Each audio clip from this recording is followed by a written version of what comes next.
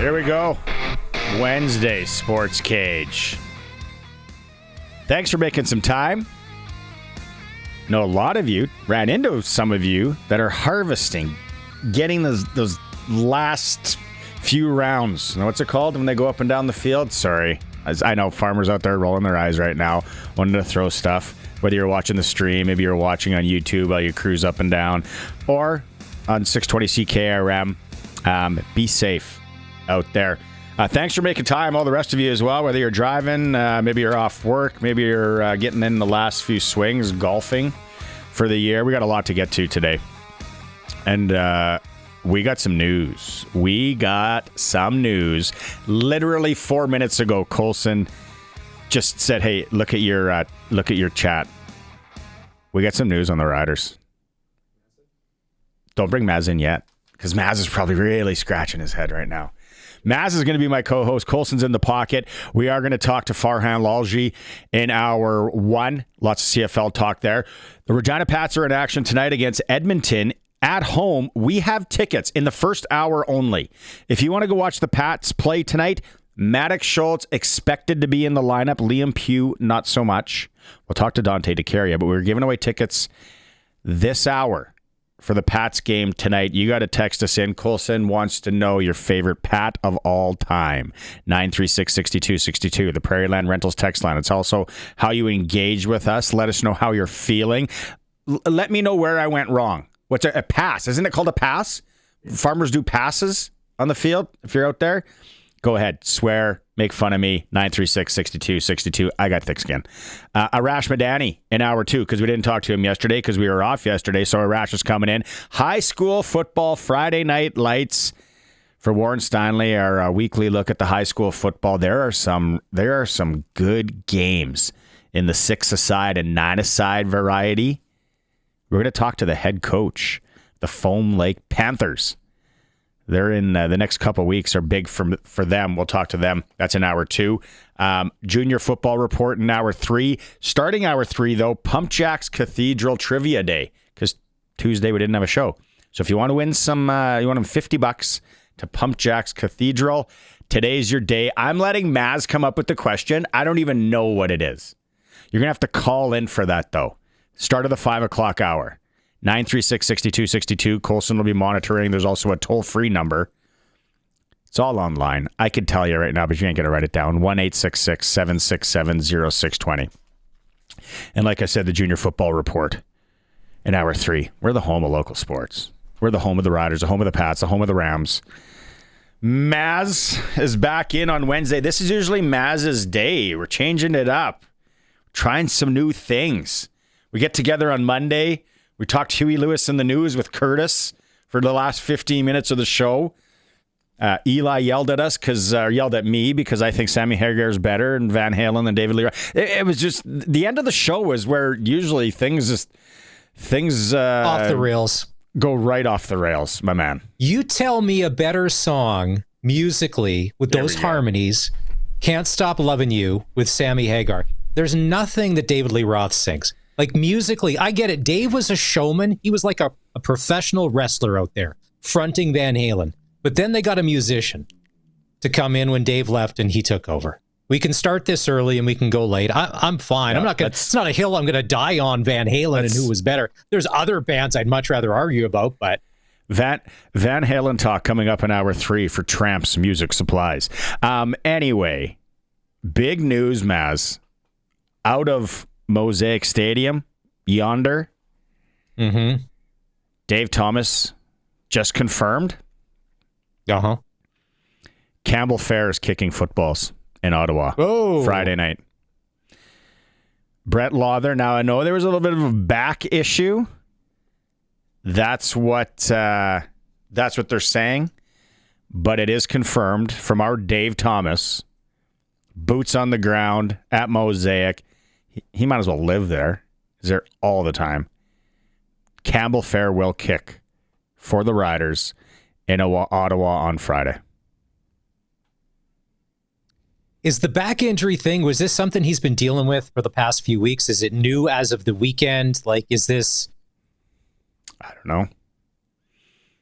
So he didn't practice. If he didn't practice That's a short week. So he didn't practice yesterday, didn't practice today. Campbell Fair is the only other kicker they have on the roster. So it's going to be the Campbell Fair show. All right, everybody.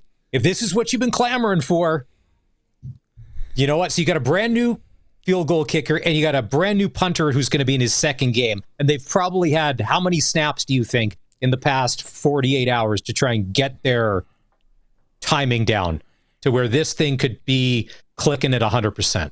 Do you want some other action from Dave Thomas just now? Texting in. Here we go. Told you, he's boots on the ground. He's there. He's probably in the hot tub, right? In the cold tub with the guys right now. Cold tub. Yeah, cold tub, hot tub. Isn't that what you want to do? You want to get the blood going through? That's what they do in Finland. I don't know. That's a whole other story. If we're ever short for time, get me to tell you the sauna story in the Finnish hotel we were at. Another story for another time. Dave Thomas, here's some breaking news from Dave Thomas at Mosaic Stadium. Tommy Stevens, he's out. AJ Ouellette likely running the short yardage, which we saw last week. And I kind of went, that's interesting. Why are they doing that? When they show Tommy Stevens on the sideline looking like the Undertaker with his eye black, and he's holding, you got to hold the shoulder pads up here because it's just uncomfortable. That's where you hold them. If you've ever played football, it's just the more comfortable place to hold your shoulder pads.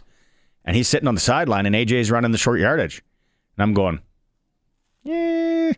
what's up there? I wonder what's wrong with Tommy. We don't want anything wrong with Tommy. I want Tommy to come in. I like Tommy. I know, but if he's not playing, so that means Jack Cohn's going to come on the roster as probably the third quarterback. Now you go hard on the message boards. I wouldn't even know where to look, nor do I want to. But there has got to be conspiracy theorist guy and girl on a number of things that are going on with the Riders. Now the Campbell Fair, is it a back injury? Is it a back injury? I don't know. I heard he slipped while he was shopping at Payless. I don't know. And then the Kosi Onyeka getting that take a seat out of town. So I texted you yesterday when I saw that, I'm like, he got released from the team for code of conduct issues, which Mace said in his presser yesterday, that's for all players on and off the field. And that's all that was said. But then instantly you become curious to be like, well, did something happen in the game? Yep. Did something happen after the game? And the internet's the worst place. I mean, you could put anything on the internet, and guys like me, you will believe part of it to be like, well, that doesn't sound 100% crazy. 100% crazy, no. 80? Ooh, I'm in. So Kosi Onyeka, because he's played, 14 games up to this point? And for the most part, good special teamer. Like, no issue, no anything. I mean, most of us wouldn't have known that he was kind of there until he was thrust into the starting safety role. Yeah. 936-6262. You conspiracy theorist guy or girl, fire away. You got to leave your name and make it radio friendly or YouTube friendly, and we'll read it. If you got a theory, hey, floor's yours. You got to leave your name. Keep it to 30 words or less too. Because then they get too long and I can't see, my eyes are bad. I got to go see Sean Fleming again. My eyes are getting worse as we move on here. But so much to talk to, Maz. And then don't forget, you want to go watch the Regina Pats play hockey tonight? 7 o'clock at the Agrodome against the Edmonton Oil Kings. We got 2 tickets. Maddox Schultz will be in the lineup. Then we're gonna give away Rider tickets later. We're gonna give away Rams tickets. We got the Pump Jacks Cathedral thing. It's a day of winning.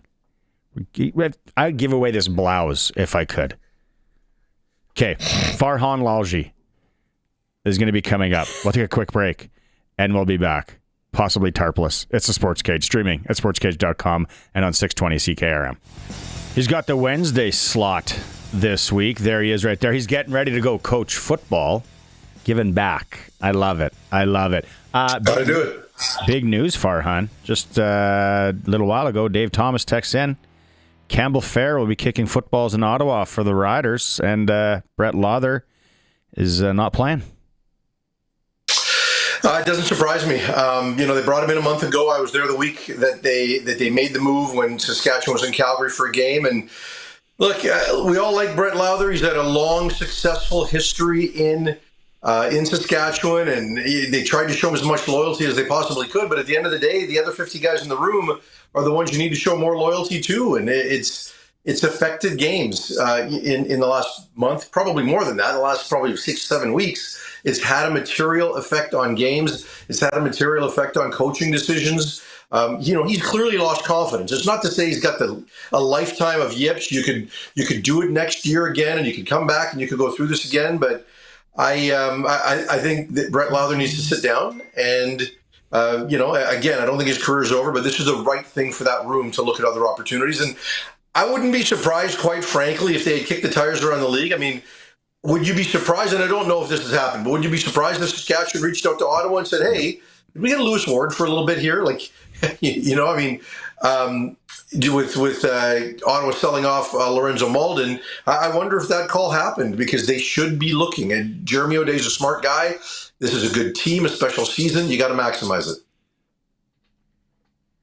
Farhan, from the game last week, now there's a lot of reasons why the Riders didn't end up winning. I mean, there was the long ball in the secondary. There was the 6 points Lowther left on the field. There was the inconsistency on offense, which seems something Trevor Harris is off. It's a combination of things. Now, Lowther's not going to play this week.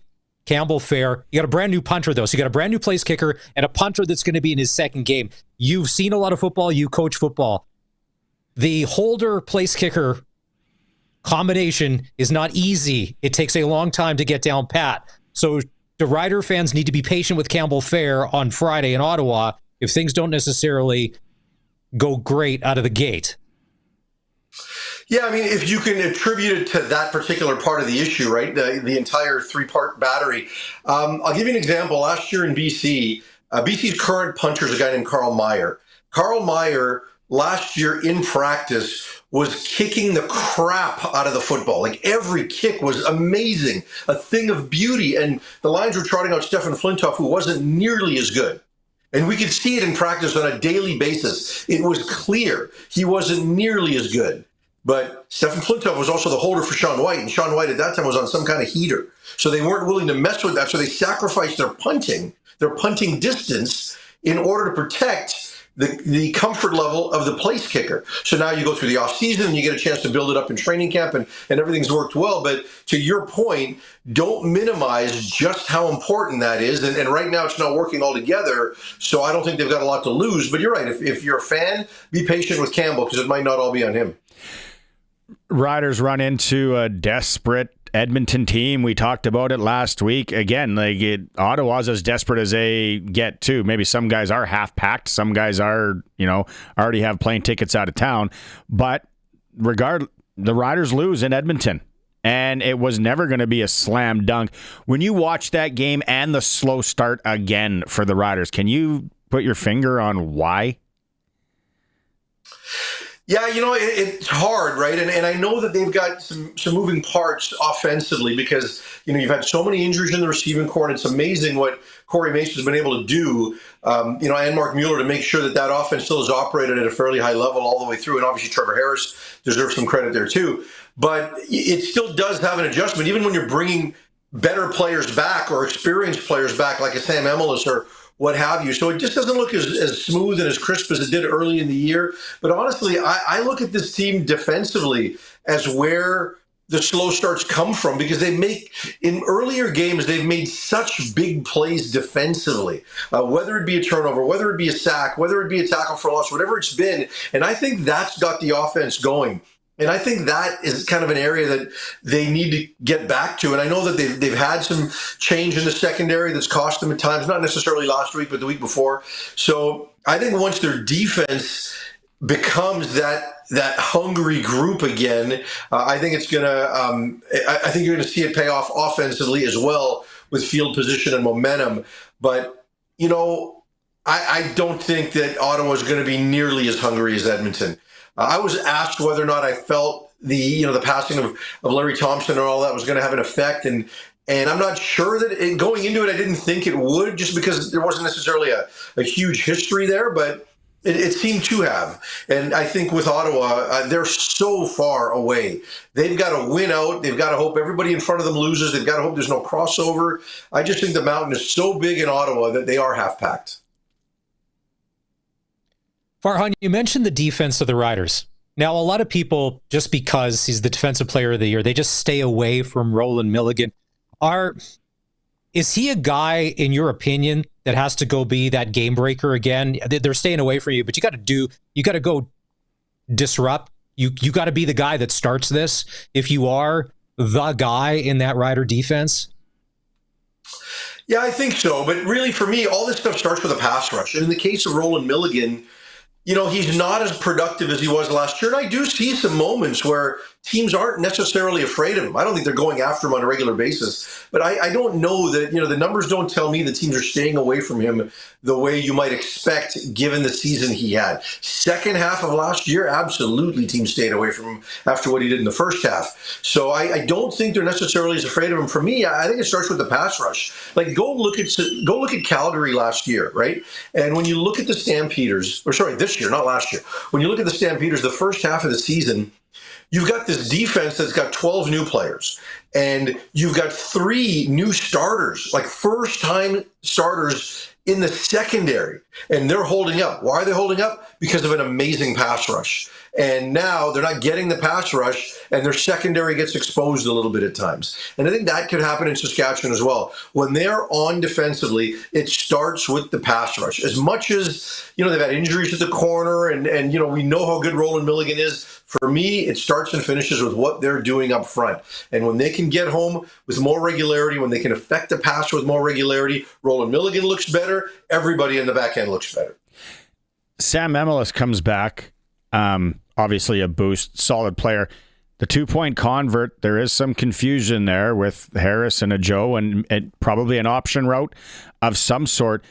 Do you feel, though, since a Joe's come back from the NFL, that there's just something missing there from him? Yeah, I think the biggest thing is, honestly, Barney's expectations. And, when he came back, everybody expected so much given how he finished last year. And so yeah, we're just expecting more. And it doesn't look as comfortable. And I think they're playing him in different spots than maybe where they did last year. Now, I certainly don't blame them for maybe putting him in ahead of a Mitch Picton or a Tommy Neal at various times. And, you think there's more there athletically, but those guys have had a comfort level with the offense from the first day of the season. So I do think that's fair. But I do think there's also some time to get it back and get where they need to before the playoffs, because he does physically make them better. Emilus physically makes them better, but it is going to take a while for these guys to all gel because they've missed extended time. And you're going to get it with Robistelli soon too. Yeah. Kian Schaefer. Farhan, not only did the Riders lose on Saturday, but for the rest of Rider Nation, a couple of things that made us feel uncomfortable.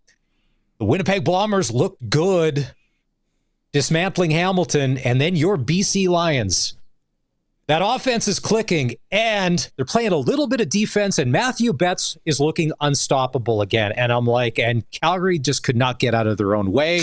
And all marks to BC for that victory. It was dominant over Calgary. The Stamps didn't have a chance. Yeah, they didn't, and it was much closer against Toronto the following week. But their offense didn't look as clean. But you look at BC's offense, and they have scored over 30 points in 8 of their last 10 games, right? Like, their offense, for the most part, is dynamite. You talk about Winnipeg, they looked fantastic in the last game. But it's one game, right? Like, it's been a while since the offense has looked that good. I know Zach Collaros came back, and that's obviously the biggest game changer. But even earlier with Zach, it didn't necessarily look as clean. So I want to see them do it again. I think they've got the ability to do it again, but I need to see them do it again. When it comes to the Lions, like I said, offensively, they've been real good. And to your point, the last 3 to 4 games defensively, they've taken it to another level, and Matthew Betts has been the catalyst for that. And then they've also added a couple of other pieces. The personnel staff has Ryan Rigmaiden and company at the defensive line with Levon Bell and Bradley Anai. And now those guys have made an instant impact, whereas before, none of them were up front. So their defense is looking better. So, we talked about how that affects the secondary. TJ Lee was not good a year ago. And I know he's coming back off the injury, but he was showing his age. Now TJ Lee's coming back. All of a sudden they get a pass rush, and everybody in the secondary, including TJ Lee, looks really good, right, at this point. So much of this game is played up there. And here's the other thing with BC. Their offensive line, so we know how good Nathan Ork is. They've got two of the top 4 receivers in the league in Hatcher and McInnes. They've got the leading rusher in the league in James Butler. And now, last game, they lost Jarrell Broxton, who, for my money, has been the best offensive lineman in the league this year. And they lost him for a week, but he'll be back after the bye. Dejon Allen, who's missed almost the entire season with an early bicep injury, is also coming back after the bye. So next week, they're going to have a bye, and then the week after that, they're going to get those 2 tackles back in place. And when you watch BC practice, which I get to do a couple times a week, you can see what Buck Pierce is doing with that offense. And they brought in Xander Horvath, that big back, to be a changeup. They're playing with more tight end looks. They're getting ready for winter football on the prairies, guys. So, if they go to Saskatchewan or if they go to Winnipeg, don't tell us that. You watch what they're doing in practice, and maybe they can do it differently. We don't need that scouting report, but can you send video from your phone next week when you're there? Any advantage we can get, please start sending it through. We'll set up a private Slack channel. Just fire raw video. We'll take it. I asked Darian this. I asked Darian this on Monday, and I'll throw it to you. A little bit difficult. Someone's giving you a free sprinkle right now, a free bet. Right now, you got a place it. Who are we going to see in the Grey Cup? I said at the beginning of the year, Saskatchewan and Montreal would play in the Grey Cup, and I'm going to stick to that. Montreal with Davis Alexander is awesome. They are a much better team with him. He makes everybody better. He makes the defense better. He makes everybody better. And we saw it in the last game. They're going to win the East, in my mind, without question. And I think BC can give Saskatchewan a run, but I still like Saskatchewan. I think they're the most complete team in the West. I like that you're sticking with it. What do you think of that Kaprizov signing? Let's move to hockey here. Isn't that a number? What's Connor McDavid's thoughts? What's Hughes thinking right now? Yeah, and we're talking about that in Vancouver about Quinn Hughes because you saw what his brother just got at $9 million a year, and I think the best case scenario for the Canucks on a Quinn Hughes deal is to potentially get a bridge deal. Like, there's no way he's going to sign, a 7, 8, 9 year deal. 3 to 4 might be their best case scenario right now. And if that happens, now you're talking about crazy money. You're talking about a $20 million deal or whatever it's gonna take. So, and I think McDavid, best case scenario in Edmonton is that he signs a bridge deal, right? I don't think you're going to get extended term there because he still has questions. So you're going to have to overpay to get him on a shorter term deal, which protects you long term financially, but it hurts in terms of just the comfort level of an entire market to have players that matter that much. I mean, we know McDavid's the best player in hockey. Hughes is arguably the best player to ever play for the Vancouver Canucks, right? I mean, you can make that case. So both markets got their eyebrows raised big time after Kaprizov. So many people are like yesterday. It's like, who is Kaprizov? Like what? Because no one watches Minnesota play. Like you don't sit down in your NHL package and be like, oh, I can't wait to watch this Wild game. I'm gonna tell you honestly, with the amount I'm invested in football, it is so rare for me to watch a hockey game prior to the playoffs that doesn't involve the Vancouver Canucks. I pay attention to the Pacific. But anything outside of that, forget about it for me. I got too much football going on. What did you think about them finally going into the Okanagan and naming that as where they're going to do the games? I think it's great. I like what they've done on the island. I think they've really worked that market the last couple of years. And, the Lions have had training camp in Kamloops every year. But Kelowna is just a fantastic place, right? So they're going to go in there. They're going to basically rebuild the Apple Bowl temporarily. And it's going to be somewhere between 17 and 20,000 seats. And I'm telling you, the highways to get up to the Okanagan at that time of the year, which is before forest fire season, they are going to be some packed. Because if you needed an excuse to get up there, nobody does, because it is God's country. It's going to be 2 fantastic events, and I'm excited to see what they're doing, right? A lot of criticism in Toronto has been laid out for what's happening there and that they're not making the same level of effort and trying to grow the game province-wide. Amar Doman is not that guy. He is fully invested, and the province has gotten behind it, helping out financially as well. because it's certainly not the Lions' fault they got displaced, but it's going to be a lot of fun up in Kelowna. You guys should come down, man. It's going to be awesome. We can't even go to Swift Current, so I don't think we have the maybe they get to play Saskatchewan. I know the Lions are hoping that it's going to be Edmonton and Calgary because it's such an easy commute for their fans to get out there for those games. But I'd love to see Saskatchewan come out. Oh, it's going to be good. It's a good call, and I think it just made sense. I know you got to go coach football here. We appreciate you jumping on today and doing this, and then we'll regroup next week. Thanks, All right, Coach. Jets, good luck this weekend. Have a good one. Call the Philly special twice in practice. Sounds good. Bounce pass.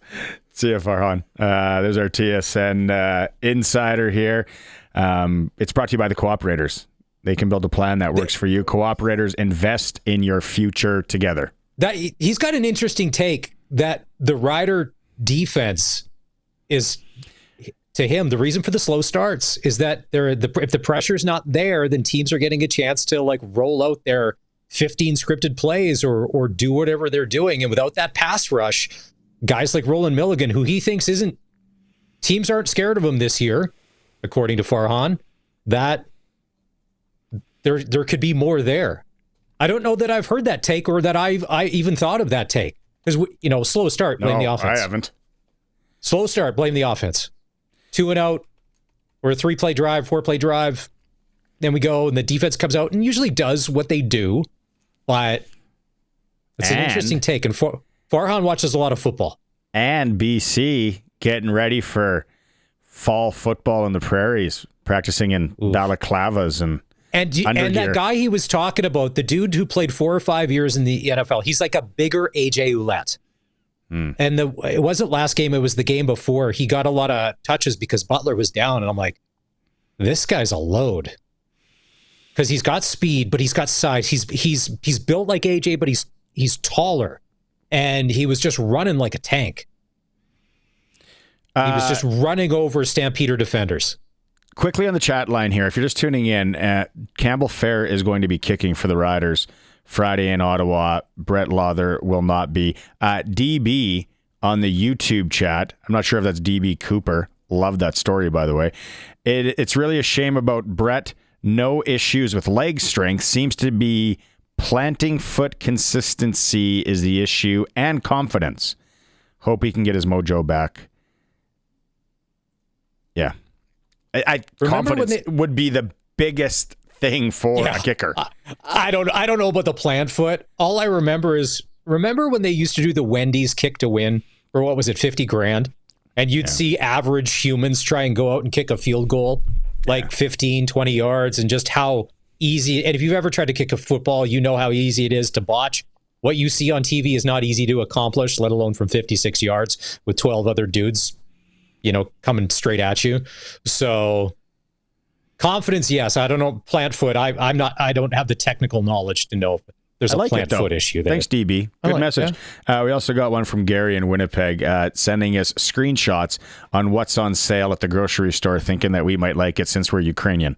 We'll get to. They're not a sponsor, so we can't get into that. We got to take a break. Colson's telling us we got a break, and now I'm hungry. It is the Sports Cage. We're streaming at sportscage.com, and we're on the home of the Riders, Pats, and Rams, 620 CKRM. Maz is with me. Colson's in the pocket. Today, it's for Regina Motor Products. When we started reading this tag, it seems like so long ago. I was like, tire changeover. I ain't changing my tires for a long time. But now it's real. Like, we're at the point now where we could be getting snow anytime in the next 7 days. So, It's October 1st, and so now it's basically anytime. The early tire swap is on till October 31st. Book early and save on your tire changeover at RMP. Save $10 on your on rims tires, $20 on your off rims. Those are me. I'm an off rim guy. RMP is where they can hook you up. Speaking of tires, my mother-in-law texted again yesterday that the other set of tires for my wife's car are still in her garage. It's been a year, wondering if I am ever coming over to get them. Anita, listen, they're in a safe place. Are they really bothering you? You guys barely drive your vehicles anyways. It's not like they're in the way. If you haven't, if you're just tuning in and you missed it, the news out of Ryder Camp, 2 big pieces from our Dave Thomas. Campbell Fair will be kicking for the Riders Friday in Ottawa. We are going to hear from Campbell Fair in about 5 minutes' time on this program. And also, Tommy Stevens is out. Yeah. AJ Ouellette, we look for more of him on that short yardage play. So that's the update there. Regina Pats are in action tonight, 7 o'clock against the Edmonton Oil Kings. If you want to go to that ice hockey game, 936-6262, only for the next 15 minutes, Colson's saying. He's got to give away those tickets before the top of the hour. 2 tickets to the game tonight. Maddox Schultz is expected to be in the lineup. We're going to hear from Dante DeCaria coming up in a bit. Maz, the other big news in Saskatchewan today, I heard it on the Wolf with Chad and Evan this morning. So I was driving a group of grade 9ers to school. Minimum wage has gone up to $15.35. Is that correct? $15.35? Mm-hmm.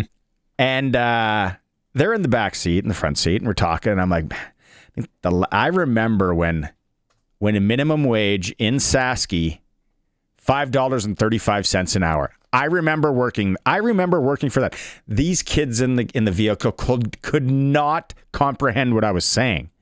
And I was like, you got to remember, we could go to McDonald's with $2.50 and you were fairly full. After, doesn't it seem like we are talking about the Stone Ages? Like how much was the buffet at Pizza Hut? If you really wanted to treat yourself, maybe you were dating somebody, you go for the buffet at the Pizza Hut. That was like $5.99 at lunch. I'm not doing the supper one. That's crazy talk. But it was all relative. My first job at Domino's Pizza, because I'm a little older than you, $4.25. That's what minimum wage was. Oh, yeah. Now, these kids, it's funny, these kids that are questioning you, they all have $1,200 iPhones in their pocket. They have no idea where those came from. Like I was explaining to our daughter, she's 13. I'm like, if you were to do stuff around the house and we were to keep track, do you know how long it would take you at minimum wage to pay off this phone? That's never going to happen. I think 5 minutes later, I ended up unloading the dishwasher. I don't know how I got talked out of that. And I do laundry. I do run a good all-inclusive, Barney. Dishes, meals, laundry, like you name it, cable TV. Like I put on a good show. Do you do nightly performances? Do you do like a fire show or anything like that at night? Maybe a Michael Jackson tribute band, like an all-inclusive would? Speaking of fire show, we were over at the in-laws. Speaking of the tires. So I'm like, they don't like barbecuing. I'm like, well, let's go over there, all barbecue supper. So let me light the barbecue by myself. So, and it's not the best barbecue, but the plan was for them to get a new one this summer, but they didn't. All right, so it's old. So you have to light it with a, like the long lighter. Yeah. That's if you're lighting smokes or candles or whatever you're doing. For sure.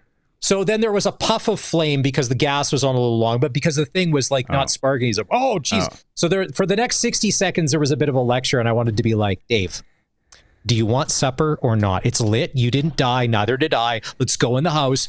You have a seat. Watch the baseball game. I got this. Dave and Anita?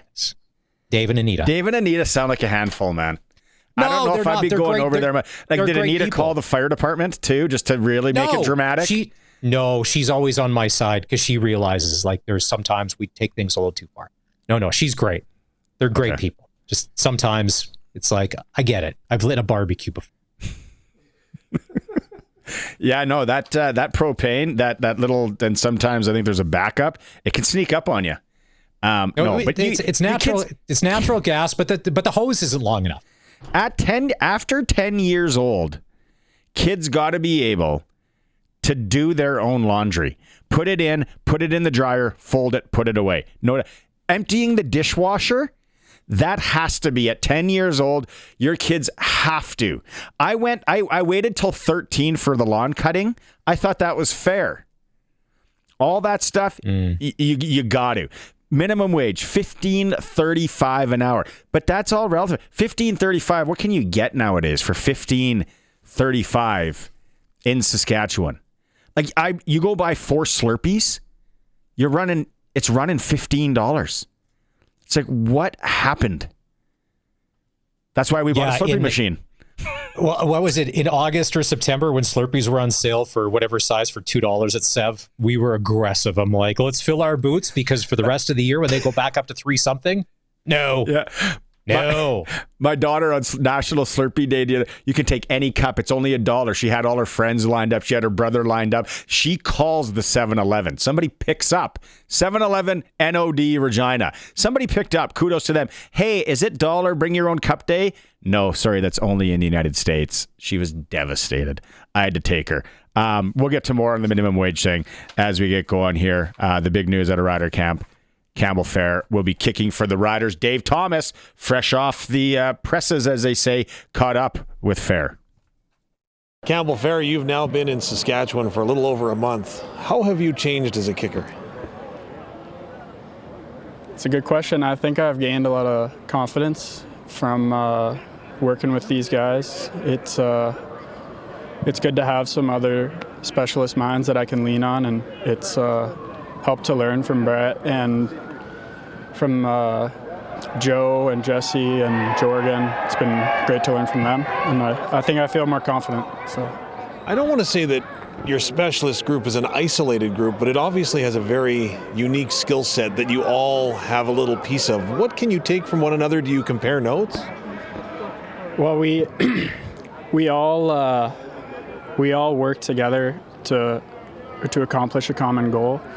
So we can ask things out of each other to make the other guy's job easier, and so it's all about tweaking little things and trying to find the best product. So, how many small things go into that? How much is that is mental? How much is it physical? Is it both? Yeah, it's mental. There's a lot of like timing aspects, so like my cue for when to leave versus Jorgen's cue for when to snap. And we're just trying to get that synced up so we can get the right op time and get in a rhythm. Brett Lather has been very complimentary of you. He said you are going to take somebody's job in this league, and he doesn't know when it'll be. Yeah. What does that mean to you, hearing that? Yeah, that's huge, because that's kind of what I've been wanting to do, and it's good to know that a kicker who's done it has a belief in me that I can do the same thing. Now, we talked about your journey, right? You're back home, you're waiting for a call, that call finally comes, you sign, you're here. Have you been able to put all that behind you, or does that still seem like just yesterday and maybe a dream? Well, I think once we got past the bye, it felt like I had settled in, and I feel really comfortable now, and I can just be myself around the guys now and feel good. Your job obviously is to be ready. So whenever that number might get called, you have to be ready. Brett Lather misses a day this week in practice with a back ding, if you want to call it that. What would it mean to get a first Canadian Football League start? Have you dreamt of that? Yeah, that would be huge. Like ever since I started kicking, since I was like 16, my goal was to get to the CFL. So, and especially over the past 2 years, once I've been in the room but not getting to play, I've definitely been getting eager for it. So it would be a great moment. At the age of 16, how do you decide, I could be good at this kicking thing? I'm going to give it a shot? Well, when I started, I was really bad. I was a soccer player, and I couldn't get the soccer form to work. So I was lucky to have a great coach when I first started, and he instilled the confidence in me, and he was huge in getting me to believe that I can get to this point. Well, speaking of coaches, your coach Kent Majuri says that the ball explodes off your foot due to the torque that you're able to use with your leverage, and this to me is like science. What does that mean to you? Yeah, that's big that he knows I have some power and stuff, but I definitely have some long limbs, and that helps to generate torque, and I do have a good leg snap on impact, and that helps to pop the ball. In practice, what's the longest field goal you've ever kicked? Here with Riders, 63, but just on myself with a little bit of wind at my back, 71. You're supposed to say completely calm in 71. So, I got to be honest. Campbell, appreciate your time. It's great catching up, and all the best. Yep. Thank you. Saskatchewan Roughriders will have a new kicker in Ottawa on Friday. Campbell Fair is getting the start. Also, Tommy Stevens will be out for the green and white. WHL tonight, Oil Kings in town to take on the Pats. Pats looking for win number 1 on the season. Maddox Schultz expected to be in the lineup. AAA Estevans in Notre Dame, 7:30. AAA female Prince Albert making the beautiful Wednesday trip into Regina. Take on the Rebels, 7:30 at the Sixer. Major League Baseball today, it was Cleveland evening up the series with Detroit, 6-1 win. San Diego's up 3-0 on the Cubs in the 9th. Yankees and Sox get started here in about 5 minutes' time, and then the Reds and Dodgers are this evening. SportsCage.com poll. What is the most significant headline from the Riders' practice on Tuesday? The Koscielny being released, Kian Schaefer-Baker back from injury, Campbell Fair, and Philippe Gagnon move to left guard. You can vote at SportsCage.com. A chance to win pretty cool prize pack there when you're a SportsCage insider. It is for Reliance Heath Water Heater Rentals. Bundle and save right now. Rent a new water heater and softener together. Get $400 in cash back. Call on Reliance today. We've been talking about it. It is a Regina Pats game coming up tonight, 7 p.m. puck drop at home against Edmonton. Dante DeCaria is joining us. Dante, how do we get, what should we tell people, I guess, to get down and watch the Pats tonight and Edmonton? Well, I guess we'll just start off with what's happening off the ice, and our game day manager, Bryce Buns, has done a fantastic job. Last year we had our cup giveaway on every Wednesday game. There's 7 Wednesday games inside the Brandt Center this year, and we've got a brand new giveaway. I don't want to give it away just yet, but these are kind of these cool sew-on patches that we have, and tonight it's actually going to feature kind of an image of Pat's veteran local product, Colton Bridgman, skating on Mosaic. So if you're trying to picture what it looks like, you're going to have to come out to the Brandt Center. It's only to the first 500 fans through the doors tonight. We also have 2-for-1 hot dogs up until puck drop. So it's Wiener Wednesday. Every Wednesday home game, it's 2-for-1 hot dogs. So those are kind of the big promotional items heading into tonight's game off the ice. Barney, as far as on the ice goes, this is an Edmonton Oil Kings team that has 5 NHL drafted players. They're led by Blake Fiedler. He was drafted 36th overall by the Seattle Kraken. So lots of potential NHL players in the lineup tonight, and an Edmonton Oil Kings team that, according to the CHL rankings, are expected to be, a top 3-4 team in the WHL. There we go. Wow, that's and now I'm craving a hot dog, obviously. Maddox Schultz in the lineup, but not Liam Pugh tonight? Yeah, that's right. Liam Pugh is nursing a lower body injury that it looks like he sustained in a game on Sunday with the Regina Pack Canadians. So he's not in the lineup. According to the medical professionals, it's best to kind of let him rest it out. And he's only 15 years old. It's so hard playing for 2 teams, Barney, as you know. So Maddox Schultz is healthy. He'll look for his first WHL goal tonight. And hopefully he's able to get that. He was so close. He hit the post, almost made it a 5-5 game on Friday in the home opener. So I think he's due. That's right. All right. There you go. First 500 fans, special little prize, 2-for-1 hot dogs, and it's Wednesday. Really nothing else to do in the town. So get down and watch the Pats. Dante, thanks so much. All right. Thanks, Barney. Appreciate it. And don't forget, for the next few minutes here, we do have 2 tickets for that game tonight against Edmonton, 7 p.m. puck drop. You got to let us know right now, 936-6262.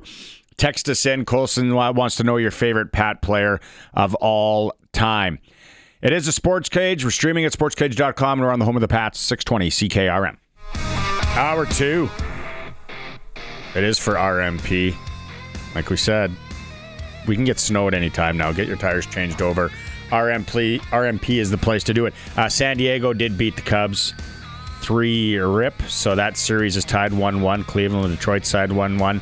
And the Sox and Yankees starting right now. We'll keep you updated here. Maz is with me on this Wednesday. Colson's in the pocket. Saskatchewan Roughrider Foundation 50-50. The early bird till 5 o'clock tomorrow. It is a Banff family ski getaway. Package for 4, 2 nights at the Banff Caribou Lodge and Spa. Full day tour of Lake Louise and ice fields. Lift tickets. Or you can just take $2,700 cash if you want to save your knees. I think that Banff Caribou Lodge, I think that Banff Caribou Lodge, it has a keg restaurant in the lobby. So it's a decent hotel. It's not the Banff Springs, but it has a keg in the lobby, which is great. It's solid. No free plugs. So yeah, riders5050.ca, early bird tomorrow at 5 p.m. Okay, so the Pat tickets are gone. Pat's play tonight, 7 o'clock. We gave away those tickets. Thanks to everybody who messaged in. I'm not sure where Colson landed, but he has given them away. Now, for this hour, you got a chance to win Regina Rams tickets. 4 tickets, 2 adult, 2 youth. This Saturday's game against the Calgary Dinos. Kickoff 2 p.m. at Mosaic Stadium. You also get 2 youth hoodies. They're smaller hoodies, so if you're smaller, female or male, you wear them too. And 2 water bottles. 936-6262. Text in the code word RAMS. Colson will pick that just for this hour. Then hour 3, we're going to have more winning. Food winning, rider tickets winning, so much going on here on the Sports Cage. Maz and I were talking about it earlier. The big news out of Riderville is Campbell Fair is kicking for Brett Lawther on Friday. Also, Tommy Stevens is out. And then the big news in Saskatchewan, the minimum wage is up to $15.35 an hour. So people are texting in. Also, shout out to Pat, because when we started the show, I was giving the farmer friends, a shout out, and I was like, what is it called when they go up and down the fields? And I said paths, and it was Pat. What's that? Yeah, it's swaths. Barney, idiot. Let's throw myself under the bus. Swaths. I want to drive a combine for literally a half hour. Just one day. That's all I want to do. Go up and down, drive. For the last 30 seconds, to anybody that owns a combine that's worth anywhere between $800 to $1.4 million for what the last 30 seconds of what you just said, no one is letting you drive a combine for a half hour. Easy. With a piece of equipment that expensive? Yeah, no. I drove a Toyota MR2 stick shift. I'll be fine in a combine. Barry messaged in, when I started working, my very first job, minimum wage, was $1.78 packing groceries, delivering groceries, stocking shelves. Barry goes way back. $1.78. Yeah, but what year is that, Barry? Barry, what Text year is back that? in, Barry. What year is that? We need to know the year. Then Gary, which rhymes with Barry, but Gary's in Winnipeg. 1973, I graduated from high school, got a job with the CPR at $3 an hour, but gas was 30 cents a gallon. Today, gas is $6 a gallon, but not many people are making $60 an hour to maintain the 10-to-1 ratio. Gary from Winnipeg. What was your... 30. So I was talking to the kids, and this is how it all started this morning. And I was like, when I worked minimum wage, $5.35 an hour. I remember it. Like, looking back now, it's like, but you could go to McDonald's with $3 and load up. You could take your friend. You could go to the Pizza Hut buffet for $5 or whatever it was. The other thing, though, Maz, is to save up so hard to buy a CD, a compact disc. And you'd go to Audio Warehouse or A&B Sound or Sam the Record Man, wherever, and you'd buy that, and you'd get, it was $12.99. $12.99 for a CD. And that CD only had one good song on it. You felt ripped off. I know, but you spend so much money spending $12 to $15, $16, sometimes $18.99 that you're like, well, I'm going to listen to the whole thing. I just made this is a huge financial investment. I have to listen to every track on here. I have to. And now Spotify... It's just like, it's just singles, just songs. Will never know. Kids will never know the grind. Like that, those, and social media, you see the CD cases, which I still have, and you had to put it in and take it out. And then you got to, if you had a 6 CD changer, you're a baller. That's what you are. The one CD that stands out that I got ripped off on to this day, and I still have it in my CD case, Michael Peterson, country singer. He had that hit, Drink, Swear, Steal, and Lie. Really good toe tapper. Nice little two-stepper. That was the only good song on the album. I still feel ripped. I feel like he owes me $12. I loved, in the old days, reading liner notes, reading the inside cover, who wrote the songs, if there's messages from the band, all that, reading the line, because that was how you learned. There was no internet. It was a totally different time. And... lyrics? It was... if the lyrics weren't on that case, you're making them up. Slowing it down. What does he say there? I've heard the song Money Talks by AC/DC probably 10,000 times like everybody else. There's still lyrics in that song. I'm like, I don't know what you just said. I've made it up, like you said, for all of these years. And then you go and read them and be like, really? That's what they've been saying? All this time. It's not what I was saying. That's what Brian Johnson's been singing. Let's find out what the last minimum wage job Arash Madani had. Here we go with Arash. It's time to go coast to coast with Arash Madani for Smart Investing Solutions. Be smart with your money. Call Brian Gawley at Smart Investing Solutions, 546-2533.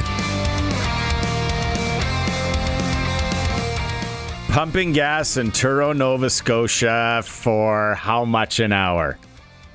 Forget that. I mean, how many times have we been asked to, hey, you think you can MC our event? We don't have a lot of budget. Which means zero. We'll feed you. We'll feed you and get you a parking voucher. So what's under minimum wage? Community service. Community service. And God knows, Maz, I've been sentenced to that a few times over the years. $15.35 an hour in Sasky for the minimum wage right now. Man, $5.35 an hour washing vehicles, Maz, on Circle Drive in Saskatoon at Automaster. Actually, a really good gig. Yeah. Got to talk to people. You know, ladies would bring their cars in. Hey, don't scrub too hard. What? I'm washing your car. Yeah, isn't that the point? And I got possibly hammered on gin last night. Right. I don't feel great. I'm making $5.35 an hour. Leave me alone. Don't vomit in the car. That should have been the real. No, that was my first ever experience with gin. Now it's my drink of choice. I thought for sure you would have had a minimum wage story. Oh, I delivered pizzas. I still to this day tip really well when the delivery guy comes to the door because I remember that grind. Good. Maz worked at Domino's. I tried to get. I worked at Vern's Pizza in Saskatoon. Here's the thing: have you guys ordered anything on one of the food apps in the last little while? I ordered something for the fam. This is about a month ago. I wrote it down in my show notes. Here, I'll be full transparency. Daughter and I thought it'd be great. Let's order some movie theater popcorn. It's pouring rain. Let's put on a movie in the sunroom, theater popcorn, and let's, And it was like an old school movie. All of a sudden, I order the popcorn, and you know what it says? Seriously, I have the screenshot. Tip generously. It's raining. Come on. I wouldn't make this up. I'd make a better story than this. How could you? Yeah. That's what it's It's raining. I can see How minus about pay 40. your staff generously? Yeah. And it's funny, Barney, I have none of those apps on my phone because if I'm going to do it, I'll go pick it up myself because if you've seen some of the people, if you're waiting in a restaurant and you see some of the people that are going to deliver your food, that bag that they carry around, they don't even zip up. The other day I had the kids and we were going through drive-through and the guy, first thing he did, we got in his car with a bag full of food. He lit up a cigarette. And the other thing too is it really gets me is guys, gals, this breakfast burrito that you're delivering is not that important. Don't ever park in a handicap zone. Even if you're running in for 60 seconds, no, don't, and throw your flashers on. That is not cool. Doesn't matter the weather, doesn't matter the situation. Do not ever do that. You are breaking. That's the number one rule. Sure, but on a Saturday or Sunday morning, feel free to drive up and park on my lawn if there's no parking outside the house. Feel free, because I'm really going to need that breakfast burrito after a gin night with Barney. Breakfast burritos are overrated. Just go Egg McMuffin. Ooh. Just go. Hey, what's your stance, then, Maz, on handicap stalls in a bathroom if they're all taken? That is a hot take right there. Hot takes aren't just in sports, apparently. Just wait. Like, why would you take that from somebody? Like, come on. We got so much. Oh, and Arash, we learned last hour. And at Barney's house, once you hit 10 years old, you do your own laundry. So if you win that Rams prize pack with the youth hoodies, at Barney's house, you're washing those hoodies yourselves, kids. Sorry, mom and dad are completely out of the picture. Hey, you met Mrs. S. She's a busy lady. We don't have time to be doing laundry. Mrs. S is a busy lady. What's your excuse? Yeah, you're ordering movie theater popcorn. That's how lazy you are. Hey. Don't tell me you don't have time to do laundry. Hey, I fertilize the lawn. What else do I do? Take away all the patio furniture, all that heavy lifting stuff that's coming up in the next couple weeks here. That lands on me. All right. Oh, this is I like Wednesday, Arash. We're just do we even talk sports? We just keep talking this. No, but let's be honest here. It's October, postseason baseball. Blue Jays win the AL East, first division title in 10 years. They're not going to play again till Saturday. What's been going on? What are they doing in this break? So the team had, let me get the dates right here. They clinched Sunday. Hell of a party they had Sunday. Monday, Tuesday, full days off. Today they had an intra-squad game. And I thought this was pretty cool, actually. So they have their regular team, and they brought in a bunch of their minor leaguers from all over to just kind of get out there, go through the motions, try and keep sharp, et cetera, et cetera. But they opened up the dome, charging $10 a head to anybody who wants to come watch, and that's going to Jays Care Foundation, their charity. So there were media availabilities involved with today. We have come to find out that Bo Bichette is still not running the bases. Guys, I do not see in what scenario Bichette is going to be available for the DS. We'll get the winner of the Yankees and the Red Sox.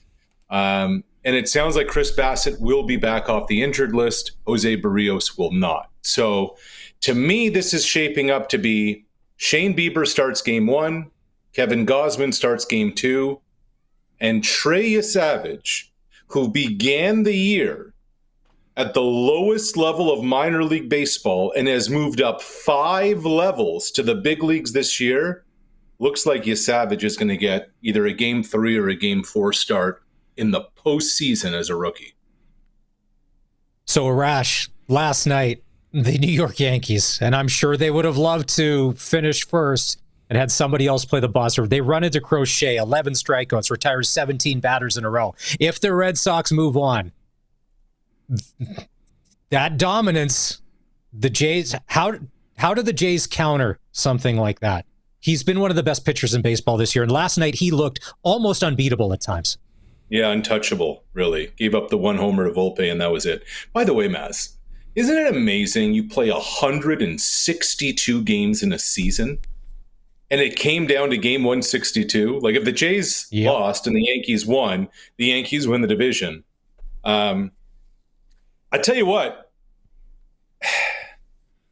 as impressive as Crochet was, and he was, we now live in a world where these organizations want to manage before the game even starts. They want to use their analytics and their binders and their spreadsheets and set out a plan. Like, never before had Crochet thrown 117 pitches. But Alex Cora saw what this guy was doing, how well he was dealing. He trusted his guy, he trusted his vet, and he kept going with them. Under no circumstance was the plan for Crochet to get into the 8th inning. It got to the point where after the 7th, not only did Cora show confidence by keeping him in, boys, there was nobody getting loose in the bullpen after the 7th inning.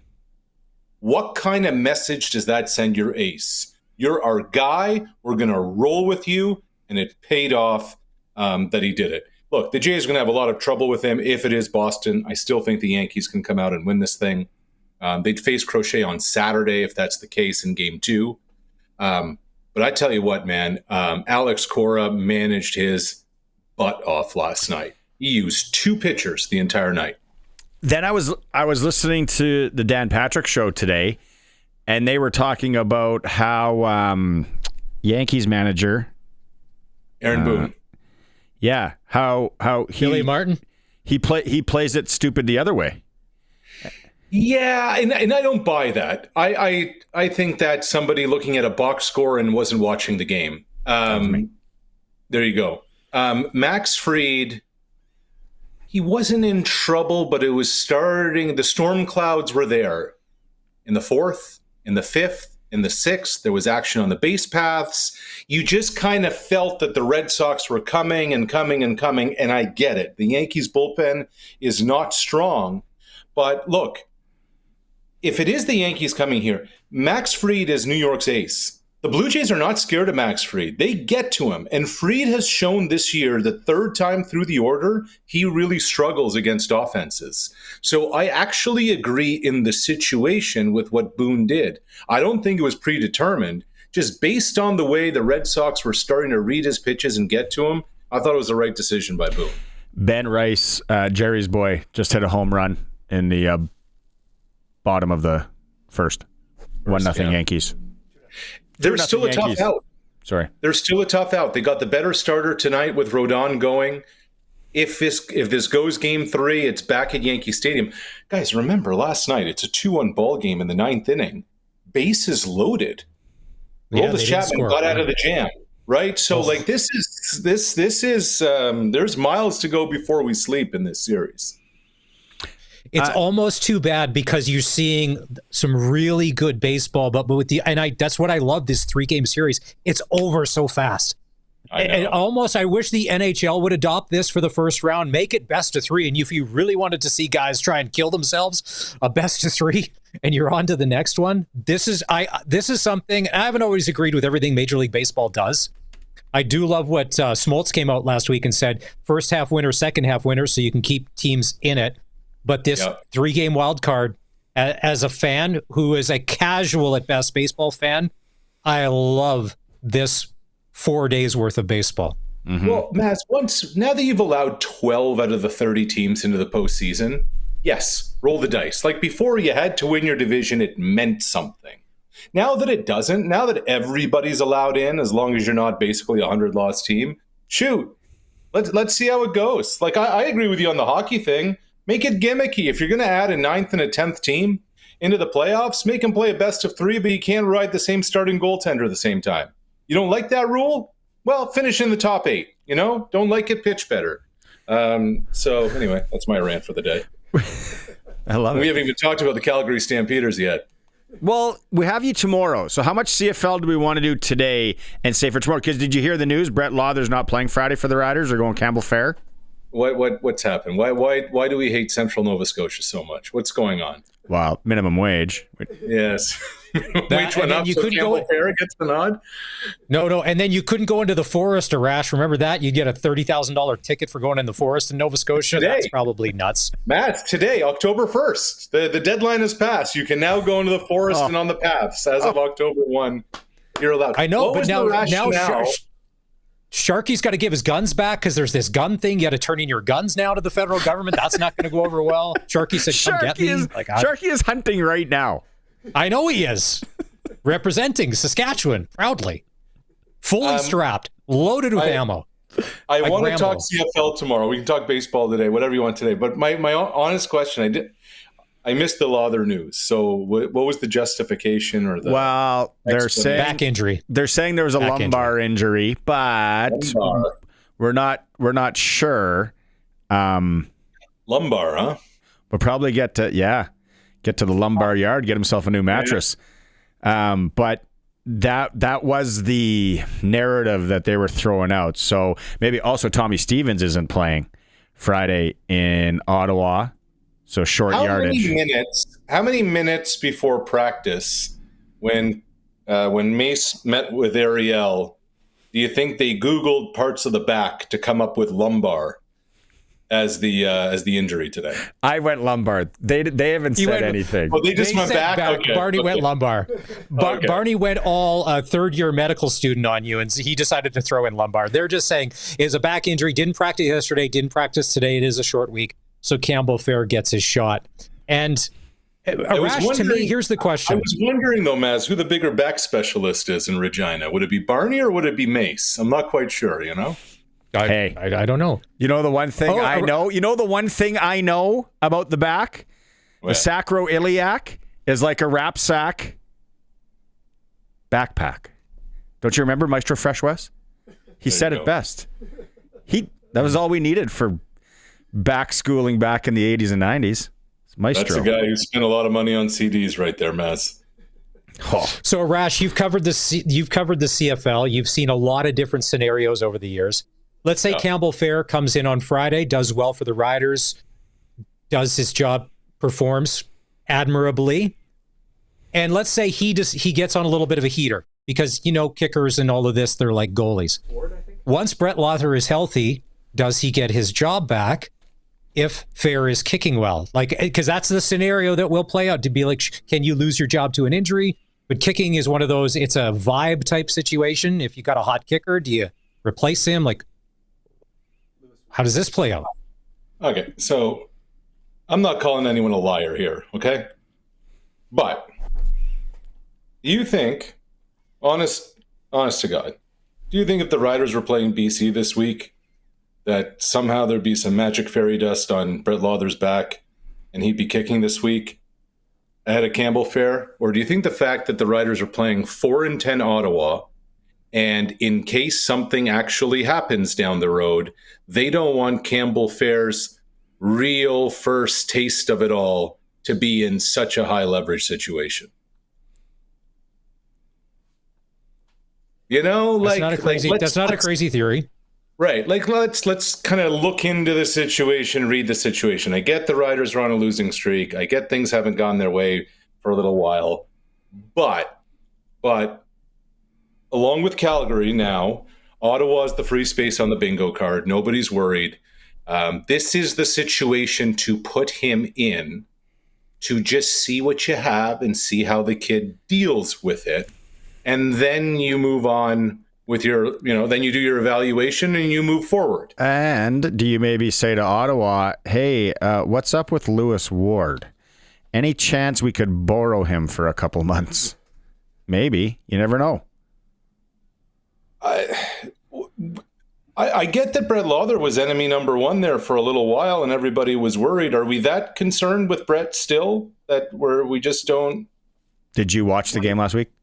I did. They know he's put in a tough spot. Yeah. I just think they got to try something. And the poor guy's confidence, and he is getting put in a spot. He's like, hey, buddy, go out there and kick this 56-yarder, which in 2025, 56, is it our dad's 56? Probably not, but still, he's got nothing for confidence.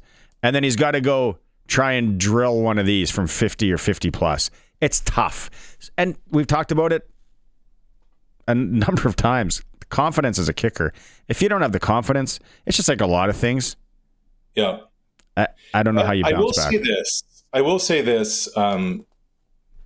Don't, for those out there, and this has nothing to do with Brett, just has to do with kickers and what we've seen in the NFL the first 4 weeks of the season. Don't get it twisted that, NFL kickers are air quote better than CFL kickers and that they're blasting 60-yard field goals more than ever this year. Yeah, they are. They've changed the footballs. The actual footballs that field goal kickers are using this year are completely different than seasons gone by. And these things are flying. It's like the baseballs from a few years ago that they juiced. They've done the same thing to kicking balls to try and generate more offense. So it's not apples and apples when it comes to the NFL field goals this year compared to years past. And obviously the CFL hasn't done that. That Maltos character in Montreal is getting a lot of air out of those. Yeah, he's automatic. He's been awesome. And you read his story, just kind of where he was and how he got to where he is. It's like, good on you, buddy, for grinding, for making it. All right. We're going to regroup again tomorrow. We got to regroup with him tomorrow. You got one more? Sure. I just want to ask Arash about the Ottawa situation. And I know you guys are going to do a little more CFL tomorrow, but it hasn't gone well. Is Bob Dice coaching for his job? Is this the end of the line of the Bob Dice tryout in Ottawa if this doesn't pan?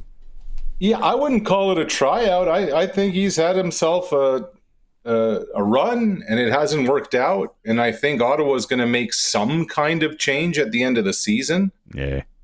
Usually when these things happen, they blame one person, if not more. And I think somebody who's going to get caught in the crosshairs in this situation is the head coach. I don't know if the head coach is necessarily the reason why it hasn't worked out there. There are a lot of reasons it hasn't worked out there. They haven't had a quarterback since Trevor Harris left the building. How long ago was that? Their offensive play calling, I just don't get it. They've abandoned their run. Their offensive line isn't good enough. What ends up happening? Baby goes out with the bathwater. Dead man walking. for sure. Yeah. They have to. They have to. Okay. In less than 24 hours, we get to chat again. We'll talk a lot more Blue Jays tomorrow. And CFL. See you, Arash. Yes. Right on. Yes. There's a former pizza delivery guy in Toronto, Nova Scotia, Arash Madani, joining us here. Anytime Arash is on, it's brought to you by Brian Golly, Smart Investing Solutions. Be smart with your money. Call Brian at 546-2533. Okay, we're up to the bottom of the hour here. Let's take a break. Maz will come back. It is the Sports Cage. We're giving away Rams tickets to this weekend's game against Calgary Dinos. You got 28 minutes to get in for this. 4 tickets, 2 youth hoodies, 2 water bottles. 936-6262, Prairie Line Rentals text line. Just code word Rams. We are on the home of the Rams, 620 CKRM. I don't know where if you guys have one to throw out here, but I want to say clutch performers. Everybody involved in the Western Canada Pro Hockey Scouts Foundation event last night in Regina, celebrating Indigenous hockey on Truth and Reconciliation Day. Garth Malarchuk, local legend Ross Mahoney. Great job. They had 2 separate hot stoves. Dave Tiger Williams got really choked up. Really, really, really choked up talking about Brian Trottier in the old days and how, he kind of took Brian under his wing. Joey Tedarenko, always great for a good story. John Morasti. Jordan Tutu let it fly a bit. Toots let it fly a bit. He told some stories about his Nashville days. He wasn't hiding things. He looks like he can still play. Actually, might be a little light to play. But he still says he skates once a week. You know who's a big gentleman? Go ahead, sorry. I was going to say, on the Tutu front, have you seen anybody since crush guys like he used to? Just crush guys. Yeah, he was like in this era of the NHL, where it is a little soft, he'd be suspended 4 times a year just for hitting hard. Every hockey is soft, man. Trust me. I'm have chest pains all year watching Bantam AA, the way they're calling it. Went to a AAA midget game, U18, whatever, that Pat Canadians game the other night against Estevan. There was like 8 penalties in the first period. I think 2 were for pushing. Man, it's frustrating. Like, it's kind of like football. Do we just not touch anybody? Is that where we want? I don't know. I'd like to know the mandates coming down from Hockey Canada and the top to be like, listen, we have to get all hitting out of the game of hockey. That's where we need to go. I don't know. But that event was so good. They had the Grand March. If you've ever been around something like that, first off, if you've never been to a powwow in your day, like a Sask place, like, that's amazing. That's amazing.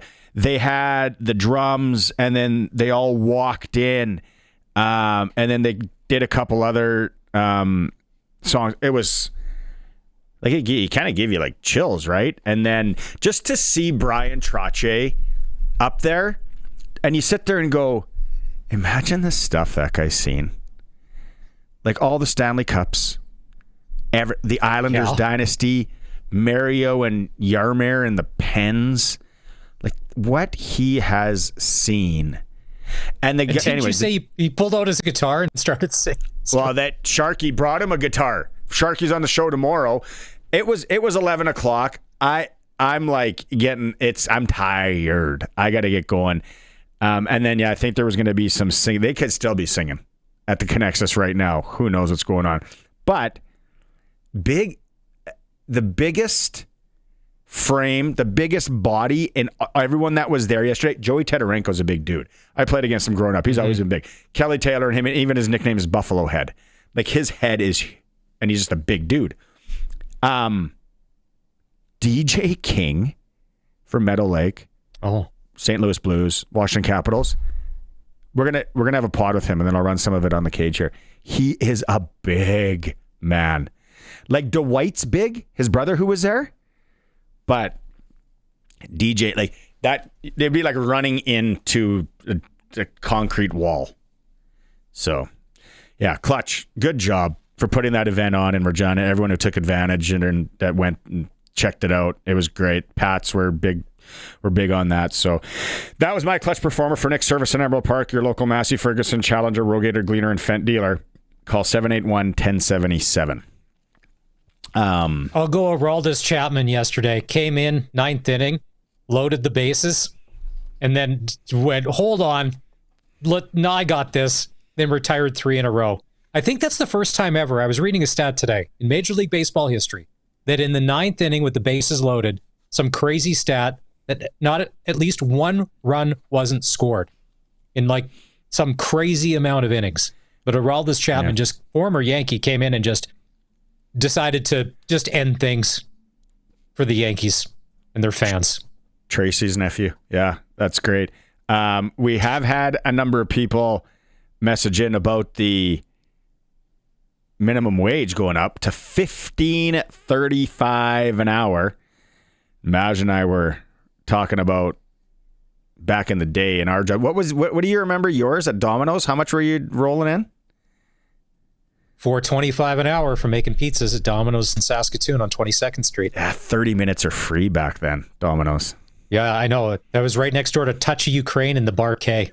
I think it's still there, my man. Duffers was down the road. Like that it was like $5 all the arcades and mini golf you could have for like 5 hours. Duffers, probably a slush puppy machine somewhere. So I talked about CDs. Like I was making $5.35 an hour. I remember washing vehicles and doing what I had to do to buy CDs. And CDs were still like $12, $15. Don't even get me into the Columbia House scam, because I pulled one on them. Payback was a you-know-what for Columbia House. But Gary in Winnipeg says, I bought all my CDs at the pawn shop for $5. LP sold for $5 at the Bay in 1973. Because Gary was saying how he had a job at CPR for $3 an hour when he graduated high school.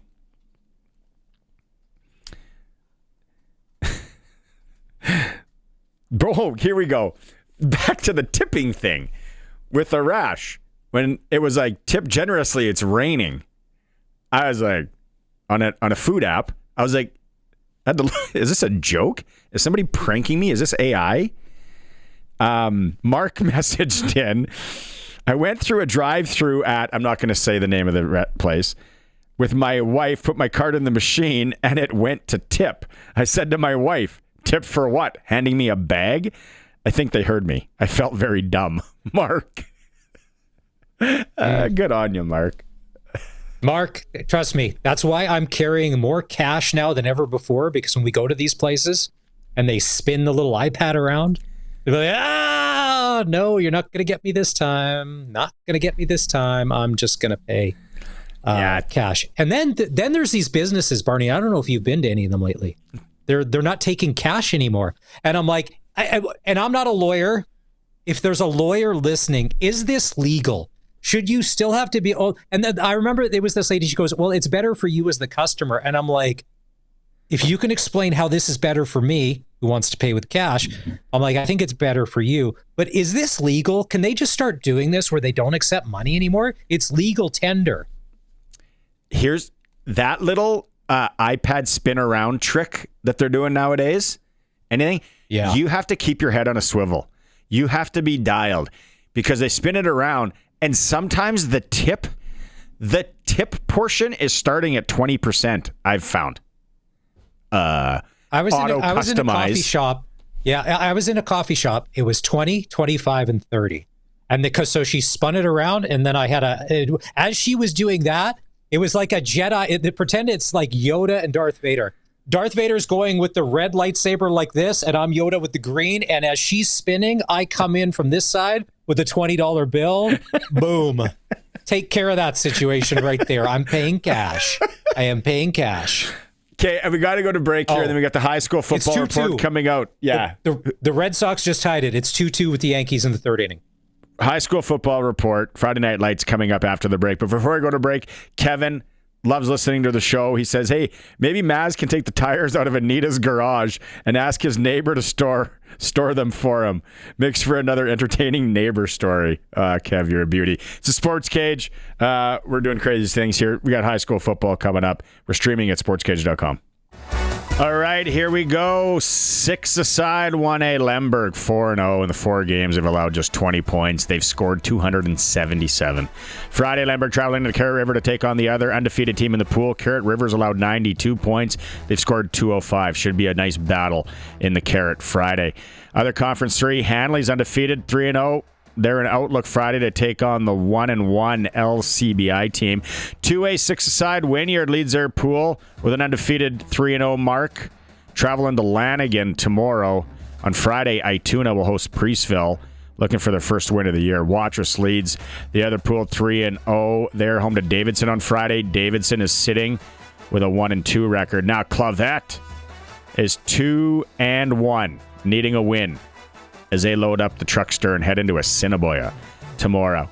9-a-side, undefeated Melville has Yorkton Sacred Heart tomorrow. Sacred Heart sitting with 2 wins, 2 losses. Foam Lake, here we go, Colson, sitting with a 3-1 record, traveling into Esterhazy on Friday to take on the 1-2 Esterhazy squad.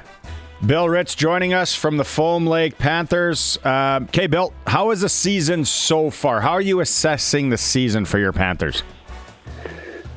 Well, we were a young team, so starting out 3-1, we're pretty happy with that. We didn't really have our best game and lost that one game to Sacred Heart, but turned things around here last week and got a win. So overall, we're building and getting better every week, so good season so far. All right, who are we watching for this year? Who are the studs on the Panthers? Well, our best player is probably Grayson McCulchuk. He's our linebacker and a running back receiver type, and he's doing lots for us and playing really well right now. And our quarterback, sorry, go ahead. I was going to say, who else? Well, our quarterback, number 7, Rhett Rogers, has had a good year. He's a first-year quarterback, and he's doing really well. And then also our linebacker that we lost here last week on a broken collarbone, Caden Baczynski, was one of our better players for us too. How many towns are you guys drawing for? How far are people driving to come play football in Foam Lake? We got kids coming from Kelvington, Invermay, and Wadena. Some of our kids from Invermay, they'll travel up to 70K just to get here for practice every day, so they are highly dedicated, and without them we wouldn't be able to play 9-man. All right, and then what's the goal this year? Is it to maybe play a provincial game? Yeah, our goal at the beginning of the year was to get to a provincial playoff game. We haven't had one in quite a few years here. We've kind of been in a drought, so we're looking to get back there, and with the win this Friday, we should be able to get there and then get our goal and then see what we can do from there. Because you got the big rivalry game against Melville coming up, right? Big rivals down the road in Melville. Yeah, for many, many years, we always get up for those games. They always get up to play us. Good friends, coaches off the field, but love to beat them and play them on the field. So, yeah, we're looking forward to that one. That one's been circled for a while. That's awesome. All right, Bill. Continued success. Thanks so much for doing this. I appreciate you, what you do out there, giving back and coaching. Yeah, thank you very much. Thanks to you guys, too, for showcasing us. We appreciate it. All right, other conference. Conference 2, Lumsden leads away 3-0. Going to travel to the Fort on Friday. And then also Indian Head, who's winless, will take on 1-1 Moose Jaw Vanier. 12-a-side South quickly. Moose Jaw Central, only undefeated team at 4-0, allowing 25 points against. It's a battle of Moose Jaw Saturday as Central takes on Peacock. Tomorrow, Balgonie looking to go 3-1 when they travel in to take on the winless Estevans squad. Also Friday, a big 2 points on the line when Swift Current hosts Yorkton Regional. Mavs, what's going on in Regina? Schwann Conference, Campbell leading the way, undefeated 4-0. Miller and Riffle 3-1. WKC 2-3. O'Neill 1-3. LeBoldus, come on, Golden Suns, 0-4. They're close. I got to feel they're close. They're close. Ready. Stewart Conference, FWJ 3-2. Tom 3-1. SWC 2-2. Balfour 1-2, and Martin Luther is 0-3. Busy weekend here. Let's see. Tomorrow, you've got SWC taking on Balfour at Mosaic, then WKC taking on Miller at Mosaic. Then Friday, games at Libel and Mosaic, including those LeBoldus Golden Suns taking on Weyburn, actually, Mosaic Stadium. Kickoff there will be 5:15. Friday Night Lights, our weekly look at high school football, brought to you by Warren Steinley, MP for Regina Louvain, always on Saskatchewan's side. We'll keep you up to date on the high school thing as we go along here as well. It's a SportsCage. We're streaming at sportscage.com. We're on the home of local sports in Saskatchewan, 620 CKRM. Big news out of the Rider camp today. Brett Lawther will not kick Friday in Ottawa. Campbell Fair is going to get to start. Also, Tommy Stevens will not be playing on Friday. WHL tonight in Regina. Oil Kings in town to take on the Pats. Pats looking for win number 1 on the season. Maddox Schultz will be in the lineup. Some AAA in Notre Dame. Estevan's in town to take on the Hounds. AAA female at the Sixer. The Regina Rebels hosting Prince Albert. 7:30 puck drop here. And Major League Baseball, Cleveland over Detroit, 6-1. That's tied 1-1. San Diego 3-rip over the Cubs. They're tied 1-1 right now in the 4th inning. Boston and the Yankees are tied 2-2. Sports Ticker in Hour 2 for the home of the price match guarantee. Extreme Hockey and Sport. They're local. They support local. Anything you need at Extreme Hockey and Sport. Coming back, Hour 5, Maz and I, we got winning to do. Start dialing now, 936-6262. Pump Jacks Cathedral Trivia. Who wants to win some Pump Jacks cash? It's a Sports Cage. We're streaming through our YouTube channel at sportscage.com. Here we go, Hour 3. Hour 3 of winning on the Sports Cage today. Maz is with me. Colson's our controller, making sure everything runs smoothly. Thanks for making time. If you missed any of it, go back and listen to it in a podcast form. You can watch it on YouTube. Farhan Lalji was in Hour 1. We're going to play that again here coming up the back half of this hour. We heard from Dante DeCaria as the Pats are in action tonight at 7 o'clock. High school football report, Arash Madani. We're going to keep it going. Right now, 936-6262 or toll free 1-866-767-0620. If you want to win Pump Jacks Cathedral, trivia is coming up. Maz has the question. I don't know, but we need someone to step up. Who wants to play? You're going to have 10 seconds to answer the question, and you can be off to Pump Jacks Cathedral, Albert and 13th. Weekends, they got live music. There's soup. They're dry ribs. Oh, let's go. And it's a very, very gettable question. The answer has been talked about many times on the show with Darian Durant. It's not that hard. I'm not saying you Google. Give yourself a little advantage. But this one's an easy. This one's in the bag. Like, you book an Uber, just have them waiting outside the house, and then stop by here, grab the gift card, and then just go. 936 Watch baseball tonight. Watch the Dodgers decimate the Reds again.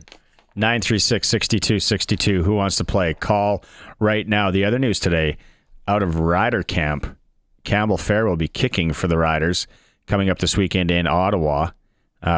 Dave Thomas broke that. We heard from Campbell Fair in Hour 1 as well. Maz, I think you and I know they're saying it's a back issue with Lawther, but I think it's just, this was the play. Arash made a good point. If you're ever going to give this kid a shot, do it in Ottawa. There's no gimmies.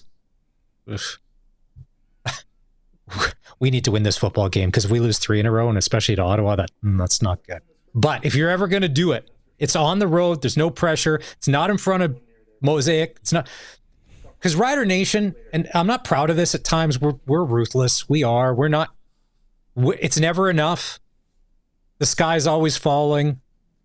And for him, if he's going to get a shot, being in Ottawa, not a lot of pressure there, because Lawther didn't practice yesterday because of back, didn't practice today, and it's a short week because they're leaving tomorrow. So they got to go. So it's going to be Campbell Fair, and then the new punter is the holder. I wonder if he really does have a lumbar issue, if there's something going on in the back, or if this just is the time. I would have thought they would have done it in August. I thought that was the window. But here we go. We're going to see it. Okay. One of the bigger questions. Go. Do we get pump jacks? We ready to go? Yeah, but go ahead. Finish your thought. The other question on a lot of people's minds, Godfrey Onyeka was released. Or, pardon me, Cozy Onyeka. Cozy. It was Cozy, right?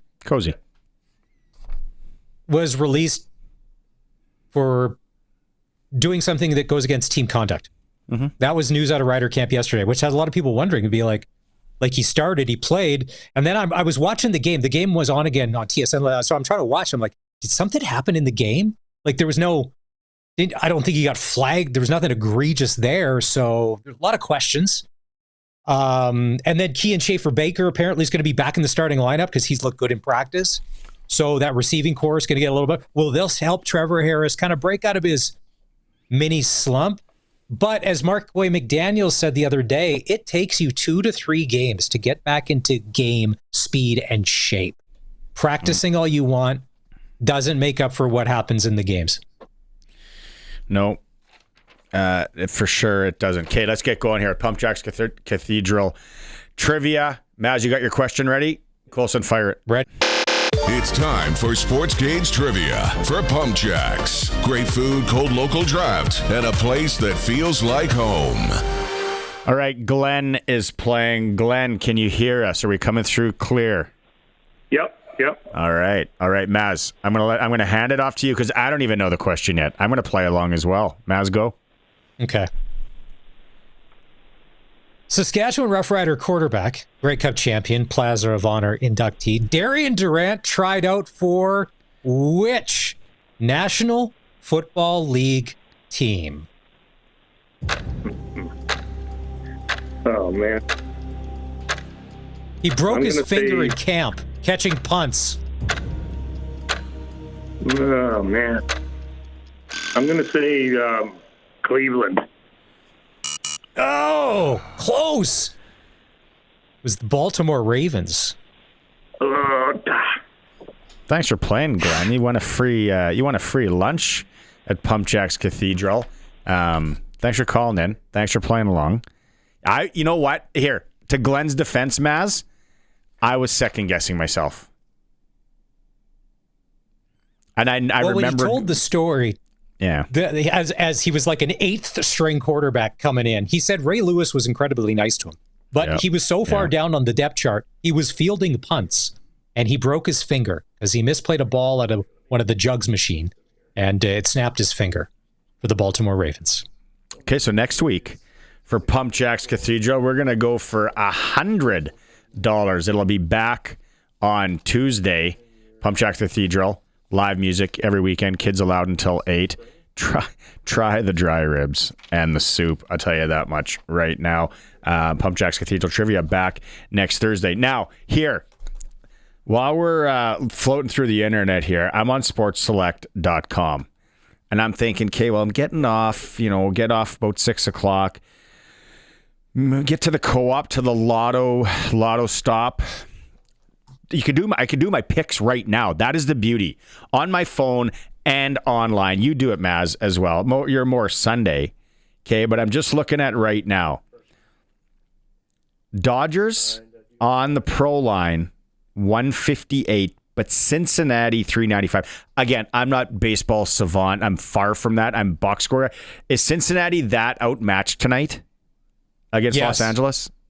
Watching them, I turned off the game when it was 5-0 for the Dodgers because I'm like, there's no way that Cincinnati, even with a miracle, comes back because the Dodgers just have so much firepower. And Cincinnati is okay, but they don't have a stack.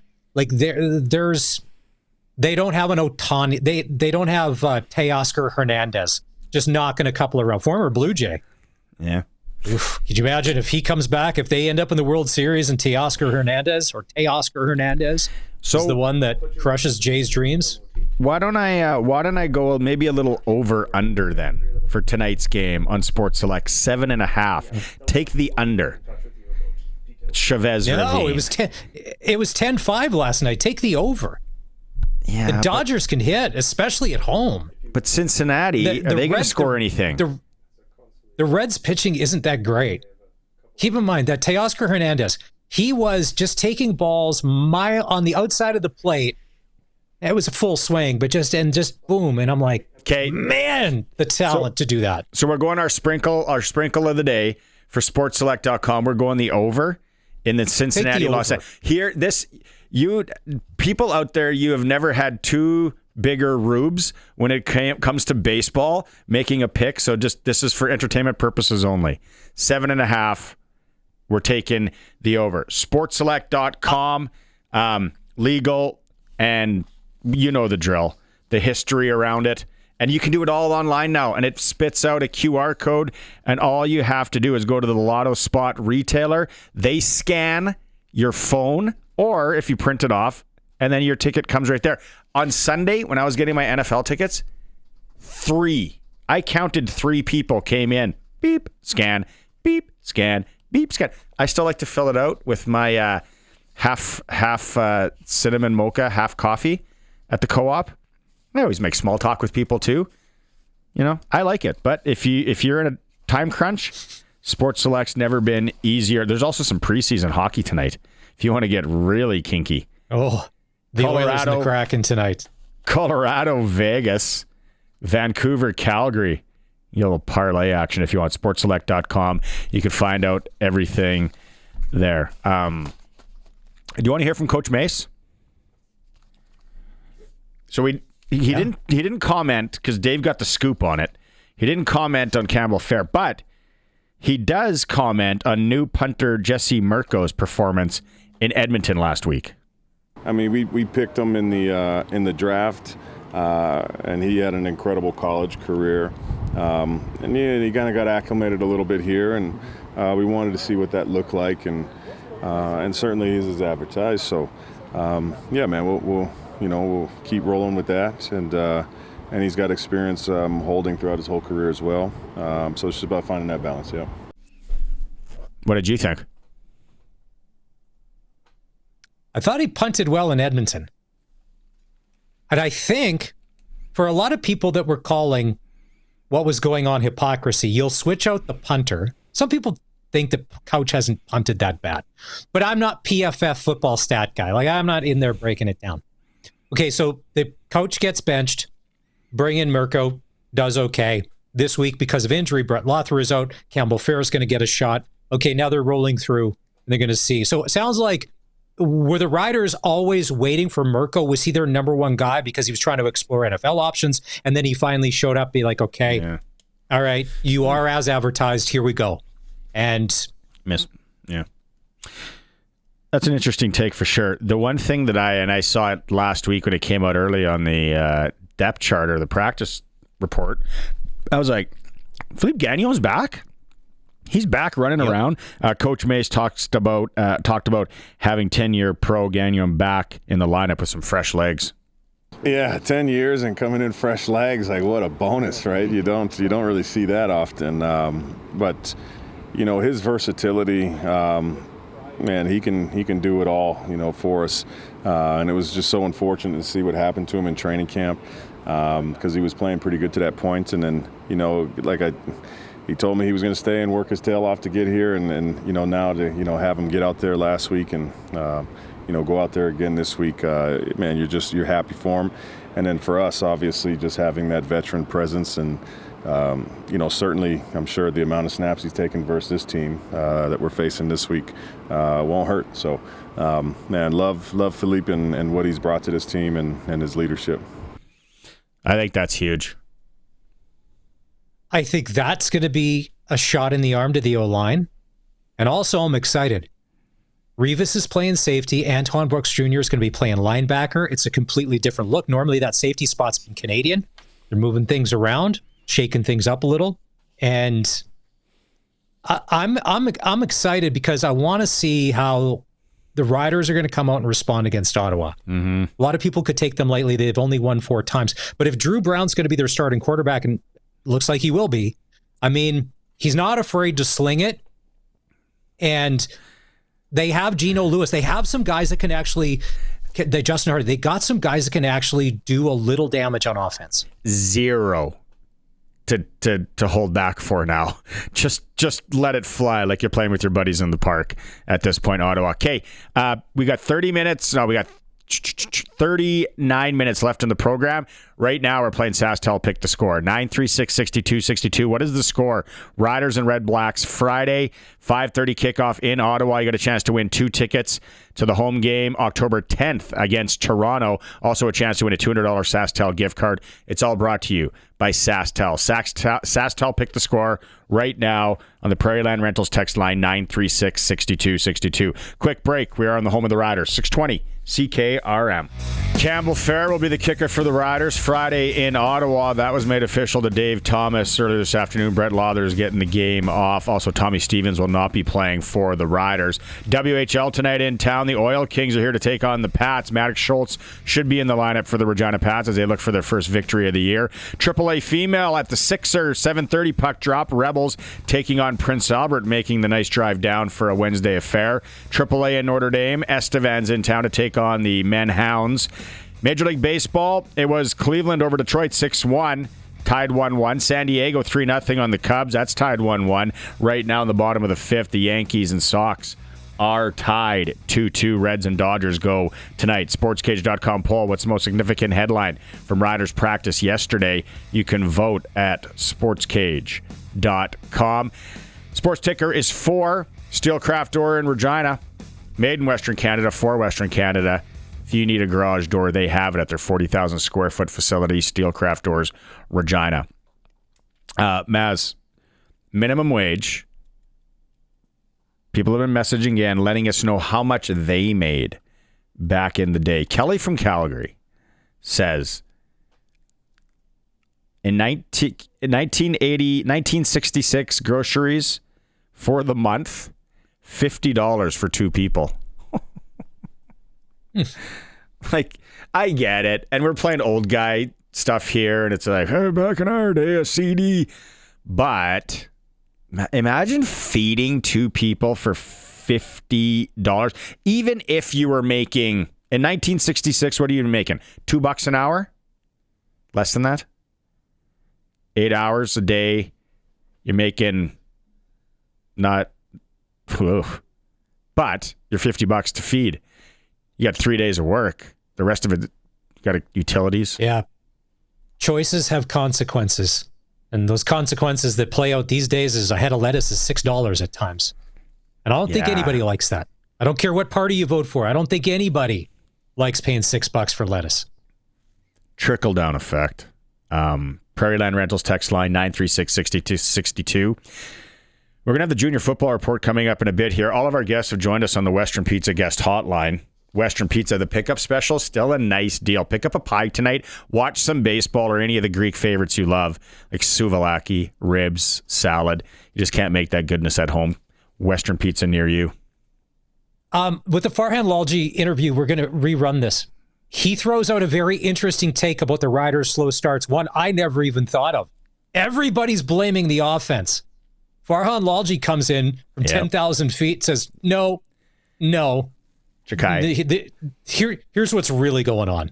Yeah. So if you miss that, have a listen. That nice. Because I've already, it's been 90 minutes and I'm like, yeah, you know what? I think he's right. Nice tease. Right. It is good. And you got 20 minutes left for SaskTel Pick the Score. What's the score Friday in Ottawa? I know where it is. You win tickets to October 10th game against Toronto. 936-6262. Also chance to win a $200 SaskTel gift card. Ken in Regina says, boys, nobody likes lettuce, period. Ken in Regina. I love lettuce, Ken.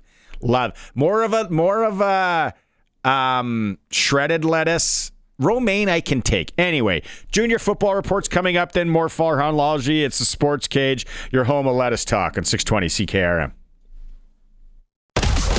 This is the Sports Cage Junior Football Report with Dave Thomas.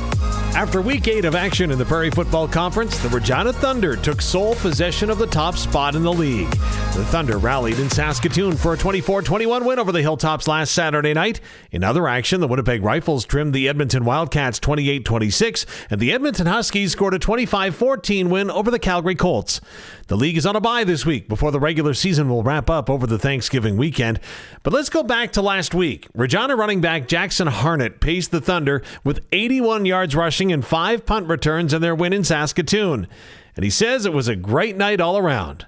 Oh, I mean, anytime you get to play under the lights is a special moment, and especially when you're out there in Saskatoon with their whole alumni and the crowd packed, fireworks going off, their whole cheerleading squad on the sideline. Like, it's a big game, especially being in Regina for it. And I mean, we love to go out there and we love to compete, and we're never scared of infiltrating an away game. The boys knew their assignments, and we executed to perfection, and we walked out of there with a big win. A lot of coaches will say we got to start fast, and you provided that fast start. Part of your 3-carry, 81-yard performance was a 72-yard touchdown. Take me through the play. I mean, the play's pretty much a blur, I can't lie to you. Taking it up that sideline and hitting that gap, I wasn't quite sure the outcome. I just knew it was second down and needed a first down. And by the time I had passed that first down, my legs were just moving and my brain was kind of frozen. But, you know, I looked back and saw a wave of blue jerseys and knew I just had to keep pushing. And by the time I knew it, I was in that end zone with the boys celebrating. 72 yards is quite a scamper. Were the legs a little tired at the end of it? Or are you thinking while you're pumping going down that sideline? Not much thoughts going through the head, but the field definitely kept getting longer and longer, that's for sure. So when you look at this schedule now, you're on a bye week. Is this a good time or a bad time for the bye week, knowing that there's only one regular season game left? I mean, it's definitely an interesting time to throw a bye week at a football team. But when you have boys that are so close together, like the Regina Thunder, it doesn't really matter in our minds. I mean, we're still going to get our reps in. We're still going to get our mental reps in. And it's just another day to perfect our crafts for us. So that last regular season game against the Edmonton Wildcats, what does that mean to make sure that you get yourself into a good spot heading into the postseason? It's definitely a must secure. I mean, we've now stolen first place, and we're happy with where we are, but we need to continue to stay happy. I mean, we can't get comfortable, because as soon as we get comfortable, we get lazy, and that's just not our squad.